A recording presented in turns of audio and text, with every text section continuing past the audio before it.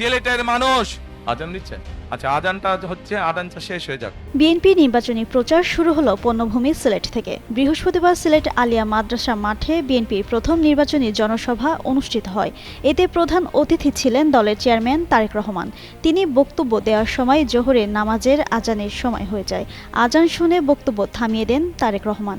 দুপুর 12:35 মঞ্চে ওঠেন তারেক রহমান। এরপর দুপুর 1টার দিকে বক্তব্য শুরু করেন।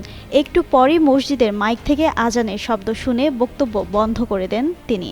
সকাল 10:50 কুরআন তিলাওয়াতের মধ্য দিয়ে সমাবেশের আনুষ্ঠানিক কার্যক্রম শুরু হয়। এর আগে প্রথম নির্বাচনী জনসভায় খণ্ড খণ্ড মিছিল নিয়ে যোগ দিতে শুরু করেন দলীয় অঙ্গ সংগঠনের নেতাকর্মীরা। যদিও বুধবার রাত থেকে সমাবেশ স্থলের একপাশে সামিয়ানা টাঙিয়ে ত্রিপলে শুয়ে বসে অনেকে রাত কাটিয়েছেন।